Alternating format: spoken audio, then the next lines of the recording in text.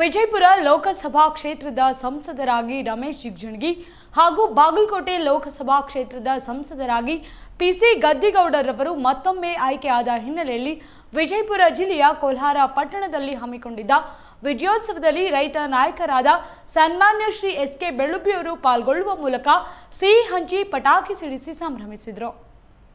ಈ ಸಂದರ್ಭದಲ್ಲಿ ಹಲವು ಮುಖಂಡರು ಹಾಗೂ ಕಾರ್ಯಕರ್ತರು ಅಭಿಮಾನಿಗಳು ವಿಜಯೋತ್ಸವದಲ್ಲಿ ಭಾಗಿಯಾಗಿದ್ದರು. ಕಮಲದ ಗುರುತಿಗೆ ಮತ್ತು ಅಲ್ಲಿ ಎರಡು ಭಾಗದಲ್ಲಿ ಎರಡು ಕ್ಷೇತ್ರದಲ್ಲಿ ಜೆಡಿಎಸ್ಗೆ ಮತವನ್ನು ನೀಡಿ ನರೇಂದ್ರ ಮೋದಿ ಅವರಿಗೆ ಬೆಂಬಲ ಕೊಟ್ಟಿರ್ತಕ್ಕ ಸಲುವಾಗಿ ಎಲ್ಲ ಮತದಾರ ಬಂಧುಗಳಿಗೆ ನಾನು ಒಬ್ಬ ಮಾಜಿ ಸಚಿವನಾಗಿ ಇವತ್ತು ವಿಜಯಪುರ ಜಿಲ್ಲೆ ಮತ್ತು ಬಸವನಬಾಡು ಕ್ಷೇತ್ರದಲ್ಲೂ ಕೂಡ ಬಸವನ ಕ್ಷೇತ್ರದಲ್ಲಿ ಸುಮಾರು ರಮೇಶ್ ಜಿಗಜಿಣಗಿ ಅವರಿಗೆ 17,500 ಮತಗಳನ್ನ ಅಂತರ ನಾವು ಗೆಲುವು ಕೊಟ್ಟಿದ್ದೇವೆ. ಈ ಕ್ಷೇತ್ರದಲ್ಲಿ ಇಂಡಿಯಲ್ಲಿ ಸುಮಾರು 25,000 ಲೀಡ್ ಕೊಟ್ಟರೆ ಎರಡನೇ ಲೀಡ್ ಹೆಚ್ಚಾಗಿದ್ದು ಬಾಗೇವಾಡಿ ಕ್ಷೇತ್ರದಿಂದ ಅಂತ ಹೇಳಿ ತಪ್ಪಾಗಲಿಕ್ಕಿಲ್ಲ. ಬಾಗೇವಾಡಿ ಕ್ಷೇತ್ರದ ಮತದಾರ ಬಂಧುಗಳು ಕೂಡ ಯಾವುದೇ ಆಮಿಷಕ್ಕೆ ಬಲಿ ಆಗಲಾರ್ದೇ ಯಾವುದೇ ಕಾಂಗ್ರೆಸ್ ಸರ್ಕಾರದ ಸಿದ್ದರಾಮಯ್ಯನವರ ಡಿ.ಕೆ. ಶಿವಕುಮಾರರ ಗ್ಯಾರಂಟಿಗಳಿಗೆ ಬಲಿ ಆಗಲಾರ್ದೇ ಇವತ್ತು 17,500 ಲೀಡ್ ಕೊಟ್ಟಿರ್ತಕ್ಕಂಥದ್ದು. ಇಲ್ಲಿಯ ಸಚಿವರಾಗಿರ್ತಕ್ಕ ಶಿವಾನಂದ ಪಾಟೀಲ್ರವರು ತಮ್ಮ ಬಾಗೇವಾಡಿ ಕ್ಷೇತ್ರದಲ್ಲಿ ಏನೋ ಗೆದ್ದರು ಆ ಮಾತು ಬೇರೆ. ಅಲ್ಲಿ ಬಾಗಲಕೋಟೆ ಕೂಡ ತಮ್ಮ ಮಗಳ ಕಣಕ್ಕಿಳಿಸಿ ಅಲ್ಲೊಂದು ಏನೋ ಮಾಡಕ್ಕೆ ಹೋದ್ರು, ಭಯ ಬಜಾರ್ ಮಾಡ್ತಾರೆ ಅಂತ ಹೇಳ್ಕೊಂಡು ಅಲ್ಲಿ ಗೆದ್ದು ಬಿಡ್ತಿರತಕ್ಕಂಥ ಹೋಗಿದ್ರು. ಅಲ್ಲಿಯ ಜನ ಬಾಗಲಕೋಟೆ ಜಿಲ್ಲೆಯ ಜನ ಮತ್ತು ಪಿಸಿ ಗದ್ದೌಡ್ರೆ ಕಮಲಕ್ಕೆ ಮತವನ್ನು ನೀಡುವ ಮುಖಾಂತರವಾಗಿ ಸಚಿವ ಶಿವಾನಂದ ಪಾಟೀಲ್ರಿಗೆ ಮುಖಭಂಗ ಮಾಡಿರ್ತಕ್ಕಂಥದ್ದು ಕೂಡ. ಹೀಗಾಗಿ ಎಲ್ಲ ಟೋಟಲ್ ಇವತ್ತು ದೇಶದಲ್ಲಿ ನಮಗೆ 400 ಹೆಚ್ಚು ಆಗಬೇಕಾಗಿತ್ತು. ಆದರೆ 4 ರಾಜ್ಯಗಳಲ್ಲಿ ಮಹಾರಾಷ್ಟ್ರ, ಹರಿಯಾಣ ಮತ್ತು ಪಶ್ಚಿಮ ಬಂಗಾಳ ಮತ್ತು ಉತ್ತರ ಪ್ರದೇಶ ಸುಮಾರು ಒಂದು 4 ರಾಜ್ಯಗಳಲ್ಲಿ, ರಾಜಸ್ಥಾನ 4 ರಾಜ್ಯಗಳಲ್ಲಿ ನಮ್ಮ ನಿರೀಕ್ಷೆ ಇತ್ತು. 8 ಸೀಟ್ಗಳು ಬಂದಿಲ್ಲ, ಇನ್ನೂ ಎಣಿಕೆ ನಡೀತಾ ಇದ್ದಾವೆ. ಇನ್ನೂ ಬಹುತೇಕ ಸಂಜೆವರೆಗೆ ಆಗ್ತಕ್ಕಂಥ ಎಣಿಕೆಯಲ್ಲಿ ಮತ್ತೆ ನಮ್ಮದೇನು 272 ಬೇಕು ನಮಗೆ ಗೆಲ್ಲೋದು, ಬಹುಮತ ಮಾಡೋದಕ್ಕೆ. 272ಕ್ಕಿಂತ ಹೆಚ್ಚು ಮತಗಳು ಬರ್ತಾವೆ ಅಂತ ಆಶಾಭಾವ ನಮಗಿದೆ.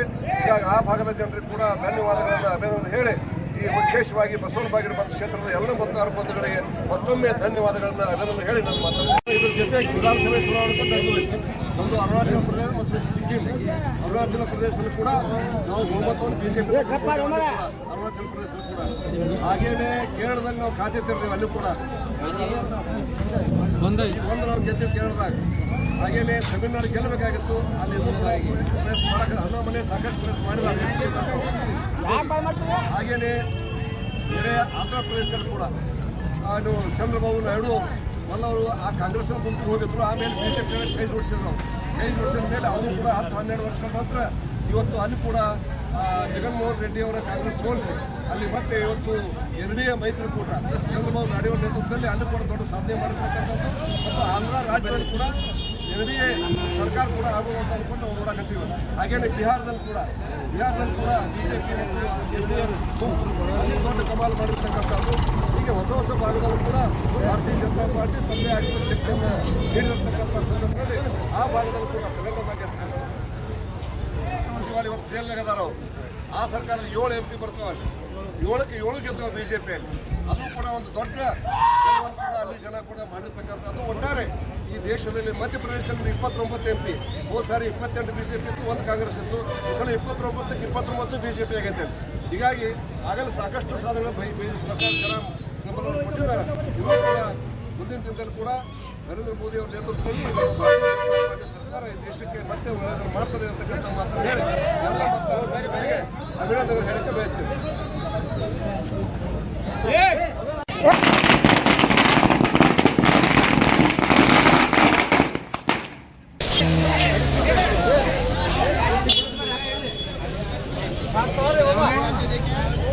ಏಕ ನೋಡು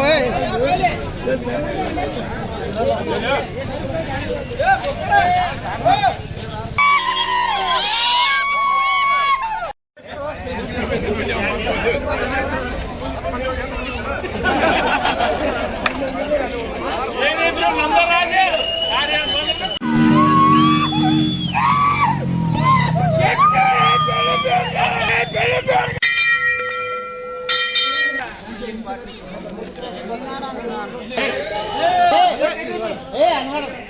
ಶೇಖರ್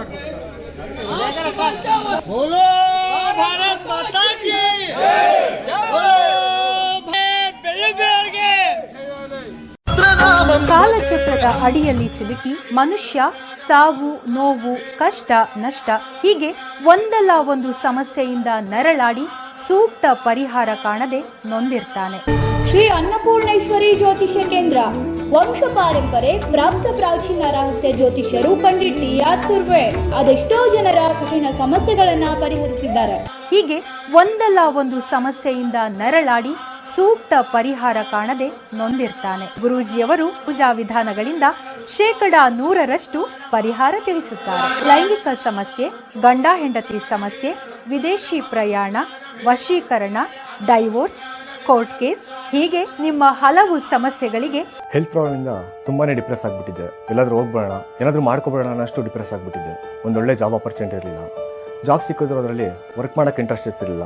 ನನ್ನ ತಂದೆ ತಾಯಿ ಅಂತೂ ತುಂಬಾ ತಲೆ ಕೆಡಿಸ್ಕೊಂಡಿದ್ರು. ಆಗ ನಾನು ನನ್ನ ತಾಯಿ ಜೊತೆ ಜ್ಯೋತಿಷ್ಯ ಕೇಂದ್ರಕ್ಕೆ ಬಂದು ಗುರುಜಿ ಅವ್ರನ್ನ ಮೀಟ್ ಮಾಡಿದೆ. ಅವರು ನನ್ನ ಜಾತಕ ನೋಡಿ ಅದರಲ್ಲಿದ್ದ ದೋಷಗಳಿಗೆ ಪರಿಹಾರ ನೀಡಿದ್ರು. ನಾನು ಅದನ್ನು ಫಾಲೋ ಮಾಡಿದೆ.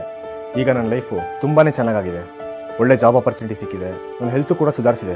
ಗುರೂಜಿಯವರನ್ನ ನೀವು ನೇರವಾಗಿ ಭೇಟಿಯಾಗಬಹುದು. ತುಂಬಾ ದಿನದಿಂದ ಬಹಳ ಕಷ್ಟದಲ್ಲಿದ್ದೆ. ಮನೆಯಲ್ಲಿ ನೆಮ್ಮದಿ ಇರ್ಲಿಲ್ಲ. ಯಾವಾಗ್ಲೂ ಮಗ ಸೊಸೆ ಜಗಳನೇ ಆಡ್ತಿದ್ರು. ನಮ್ಗಂತೂ ಒಂದ್ ಪೈಸಾ ಮರ್ಯಾದೆನೂ ಕೊಡ್ತಿರ್ಲಿಲ್ಲ. ಕೊನೆಗೆ ನಮ್ಮ ಮಗ ಸೊಸೆಯನ್ನು ಜಗಳ ಆಡಿ ದೂರ ಆಗೋ ಪರಿಸ್ಥಿತಿ ಬಂದ್ಬಿಡ್ತು. ನಮಗೂ ಆರೋಗ್ಯದಲ್ಲಿ ಏರುಪೇರು ಆಗೋಯ್ತು. ಜನ ನಮ್ಮನ್ನ ನೋಡಿ ಆಡ್ಕೊಳ್ಳೋ ಪರಿಸ್ಥಿತಿ ಬಂದ್ಬಿಡ್ತು. ಯಾವಾಗಪ್ಪ ಈ ಸಮಸ್ಯೆ ಬಗೆಹರುತ್ತೆ ಅನ್ಕೊಂಡಿದೆ. ಆ ದೇವಸ್ಥಾನ, ಈ ದೇವಸ್ಥಾನ, ಆ ಜ್ಯೋತಿಷ್ಯ ಇಲ್ಲ, ಈ ಜ್ಯೋತಿಷ್ಯ ಇಲ್ಲ, ಎಲ್ಲಾ ಕಡೆ ದುಡ್ಡು ಸುರಿದು ಸಾಕಾಯ್ತು ನನ್ಗೂನು. ಆದ್ರೆ ಈ ಸಮಸ್ಯೆನೇ ಬಗೆಹರಿತಿರ್ಲಿಲ್ಲ. ಎಲ್ವೇನ್ರಿ? ಗುರೂಜಿ ಅವ್ರನ್ನ ಭೇಟಿ ಮಾಡಿದ್ವಿ. ಗುರೂಜಿ ಅವ್ರು ಹೇಳಿದ ಪೂಜೆ ಪುನಸ್ಕಾರ ಎಲ್ಲ ಮಾಡಿದ್ವಿ. ಮಾಡಿ ಮುಗಿಸಿದ ಮೇಲೆ ನಮ್ಮ ಫ್ಯಾಮಿಲಿ ಬಹಳ ನೆಮ್ಮದಿಯಿಂದ ಇದ್ವಿ. ಗುರೂಜಿಯವರು ನಿಮ್ಮ ಎಲ್ಲ ಸಮಸ್ಯೆಗಳಿಗೆ 100% ಪರಿಹಾರ ತಿಳಿಸುತ್ತಾರೆ. ನಿಮ್ಮ ಸಮಸ್ಯೆಗಳ ಪರಿಹಾರಕ್ಕಾಗಿ ಹಿಂದೆ ಸಂಪರ್ಕಿಸಿ 9986881245. ಆಫೀಸ್ ವಿಳಾಸ ಶ್ರೀ ಅನ್ನಪೂರ್ಣೇಶ್ವರಿ ಜ್ಯೋತಿಷ್ಯ ಕೇಂದ್ರ, Pandit ಟಿ.ಆರ್. Surve, ತುಪ್ಪದ್ complex, BLDE hospital ಎದುರುಗಡೆ, ಆಶ್ರಮ್ ರೋಡ್, ವಿಜಯಪುರ.